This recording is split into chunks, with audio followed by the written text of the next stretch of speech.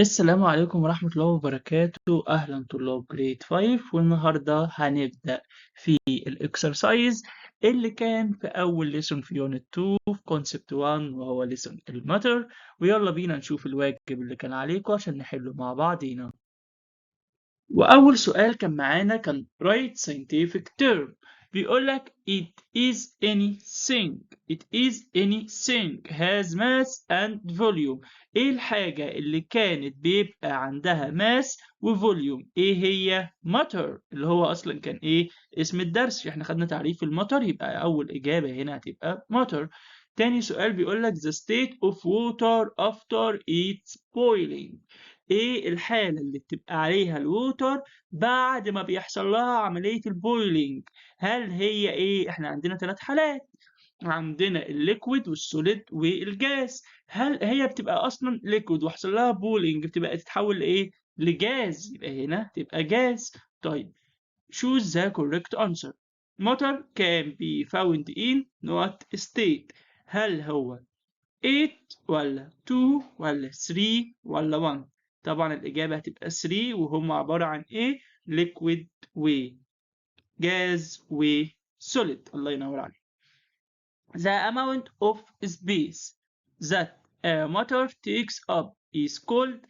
الاماونت، الكمية اللي بتاخدها المطر في السبيس دي بتتسمى ايه؟ فاكرين لما قلنا ايه؟ فوليوم. يبقى الإجابة هتبقى ايه؟ فوليوم. تمام. السؤال الثالث both not and not have the same state of matter. ايه الاتنين ليهم نفس الستيت بتاعت المطر؟ الاويل والبلاستيك. الاويل ايه؟ عبارة عن ايه؟ ليكويد. البلاستيك سوليد، يبقى دول ما ينفعوش. طيب الوود والووتر، الوود عبارة عن ايه؟ عبارة عن صح، قول سوليد. طيب والووتر عبارة عن ايه؟ ليكويد، يبقى الاتنين ما ينفعوش. طيب ايرن والميلك، الايرن عبارة عن ايه؟ عبارة عن سوليد، والميلك عبارة عن ايه؟ عبارة عن ليكويد، يبقى الاتنين ما ينفعوش. طيب الوود هنا عبارة عن ايه؟ عبارة عن سوليد، والبلاستيك سوليد، يبقى الاتنين زي بعض ينفعوا. يبقى الإجابة هتبقى دي. استنى نعلم عليها مع بعض اهي. الإجابة هتبقى دي. تمام. طيب السؤال رقم 4، كده طبعا الإجابات هتظهر في آخر الفيديو. رقم 4 water can be found in a solid state in the form of. الووتر ممكن تبقى موجودة في السوليد ستيت in form of. تبقى ايه؟ يعني اني حاجة من دول بنقدر نقول عليها solid state للووتر. هل هي السي ووتر؟ السي ووتر عبارة عن ايه؟ liquid. طب الستيم ده جاز.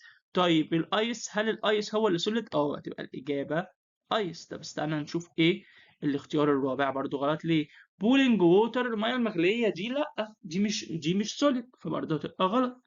طيب السؤال الثالث والاخير في الواجب بيقول لك what happens if water is frozen in the freezer according to the state of water after freezing. يعني ايه السؤال ده؟ يعني الووتر حطيناها في الفريزر، ايه اللي هيحصل للستيت ماشي بتاع الووتر بعد ما يحصل لها فريزنج، تتجمد؟ هيتحول من ايه لايه؟ هنقول it become a solid. هي كانت liquid وهتبقى solid، يبقى it become a solid لان هي كانت ووتر عاديه. يعني احنا مثلا جبنا ازازه ميه وحطيناها في الفريزر، كانت الميه دي عمالين نشربها ونصبها في ازايز وفي كوبايات وكده، حطيناها في الفريزر هتتحول لايه؟ هتتحول لتلج، ايس. طيب يبقى هي كده اتحولت من ايه؟ من ليكويد لسوليد. تمام. يبقى الاجابه هتبقى it becomes a solid. طيب تعالوا نشوف الاجابات مع بعضينا.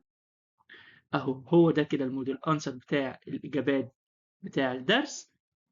الإجابات بتاعت الساينتفك تيرم، وإجابات اللي تشوز، وإجابة الوات هابن. دي كانت أسئلة كده بسيطة على الدرس، واجب في الآخر. لو أنت لسه مشوفتش الحصة أو الشرح بتاع الدرس، تقدر تشوفه دلوقتي على القناة، خش عليه بسرعة واتفرج عليه. وبكده يبقى وصلنا لنهاية الحصة بتاعت النهاردة. ما تنساش تنزل تشترك في القناة وتفعل زر الجرس، تعمل لايك للفيديو، توصل له أكبر عدد من اللايكات، تبعته لزمايلك عشان يستفادوا زي ما أنت كمان بتستفاد. ولو عندك أي سؤال اكتبه لنا في الكومنتات وهنرد عليك على طول. كان معاكم مستر أحمد إبراهيم، والسلام عليكم ورحمة الله وبركاته.